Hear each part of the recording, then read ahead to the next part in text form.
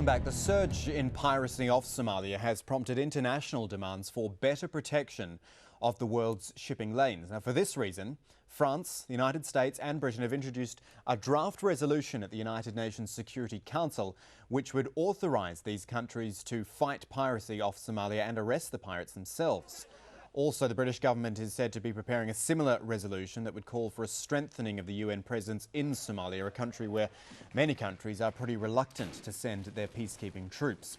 Torn by years of violence and anarchy, Somalia does not have a navy of its own, but the US Navy has been leading international patrols to try to combat piracy in the area. Still with us, our guests in London, Potengul Mukundan in Dundee, Scotland, Dr. Franz Lehrer, and also in London, Abdurrahman Osman. Gentlemen, thank you for staying with us. I'm going to go back to Dundee and speak to Dr. Franz Lehrer. What do you make of this UN resolution, or draft resolution? Well, let's put it like that. It's better than nothing. It's a small step forward, but it's attacking the symptoms. It's not really addressing the root cause of piracy. One of our speakers already has mentioned this illegal fishing, poaching in Somali waters, which amounts to a $300 million per year business.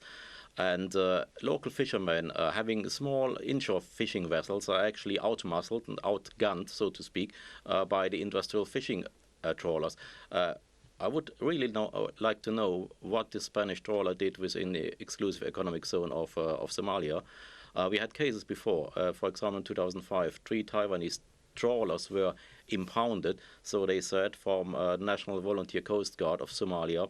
And that points at the problem. It's illegal fishing, which means if you have a regime, if you have a legal instrument allowing foreign navies to control waters of Somalia, they should monitor the exclusive economic zone to give the fishermen a fair chance to ply their trades, to do their fishing without being harassed by big trawlers.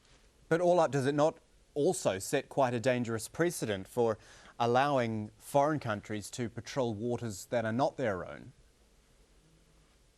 Yes, that's right. But as you know, the transitional federal government of Somalia is actually in favor of this solution because they know they can't do that. Their neighbors like Kenya can't do that. So while you ask for help where you can get it, and that's the combined task force of 150. That might be French, American, British warships. It's just it's spreading our sources, our resources to thin on the ground. You see, the main job that we have to do, Western fleets at the Horn of Africa, is anti-terrorism patrols, not piracy. So I can't see where all the additional ships should come from.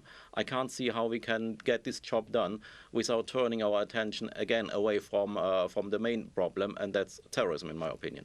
Potengul Mukundan in London, Dr. Franz there seems to be saying it's possibly not workable given the resources are thin already. What do you make? Do you think this resolution is workable in some form? Well, I think as the previous speaker said, it is at least a positive step in a situation where you can't. There are not many options available. So having this measure in place will enable the navies perhaps to get inside the 12-mile territorial limit and deal with incidents of piracy against other vessels. At least that problem will be solved. The issue of the illegal fishing is a much bigger problem, and I don't know that whether the naval units are geared up to license fishermen or to deal with these kind of crimes. I fear that may have to wait until Somalia has a proper government which can issue licenses, collect the dues, and enforce their rights. Just how bad do you think it has the potential to get? From reading your reports, it's already showing an upward trend year on year. Without some sort of intervention, how bad do you think it could get? Well, if you look at the 2007 figures, they are threefold more than the 2006 figures. This year alone, we have had 3 attacks off the eastern coast of Somalia and 20 attacks in the Gulf of Aden by Somali pirates who have ranged far away from their bases on the eastern seaboard. So it is dangerous. We have had very large crude carriers recently attacked and hit by grenades from these pirate boats. We have had other tankers attacked. So the situation is dangerous, and we have to be aware of all the accompanying consequences of such an attack, which could be a grounding, a collision, environmental issues, which can have very large consequences for the coastal population. I wonder, Abdurrahman Osman, in London, how this idea of foreign intervention in the form of this UN draft resolution, how that is viewed in Somalia. Are they at a point where they would welcome any help they can get, or is there in fact even opposition to it? I think Somalia is in opposition to this resolution for one reason.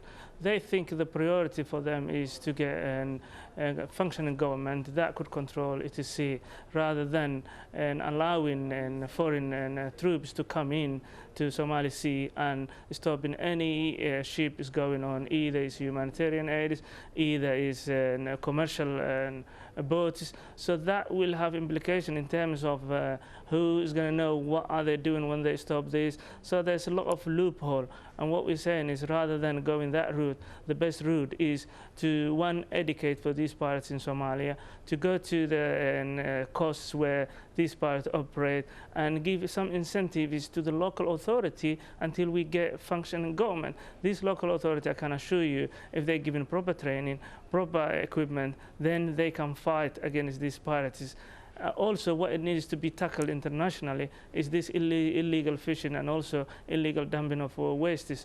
All that, until it's sorted, is going to be difficult for Somalis to believe international community, either French or US, or for that matter for the British, are supporting their cause, which is get a government. And also this push, which I mentioned a little earlier, or a possible push to get more UN peacekeepers into Somalia. I guess some people would argue that there's not even peace to keep there at the moment. Do you think more of a UN presence inside Somalia, in the country, would have more of an effect on what's happening on the water? Yes, in one way, because what is happening at the moment, I'm not sure if you're aware, is all the UN are based in Nairobi, far, far away from Somalia, and that's where they're dealing with issues in Somalia.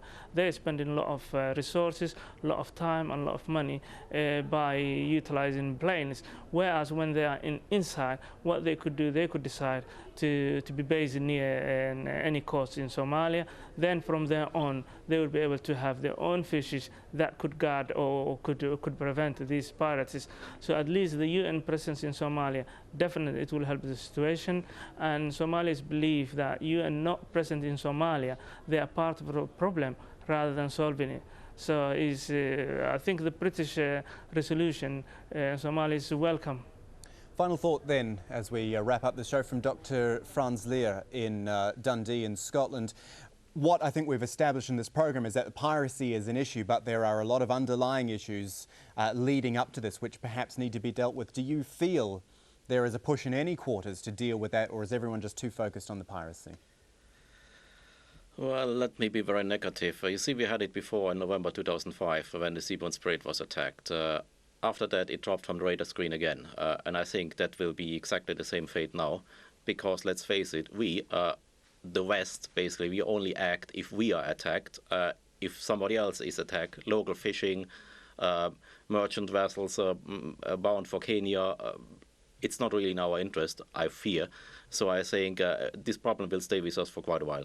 So effectively, it is these attacks, for example, the French and the Spanish ones, which have woken the world up to this idea, and if they hadn't happened, then this problem would be still, as you mentioned, under the radar and perhaps even getting worse? Right.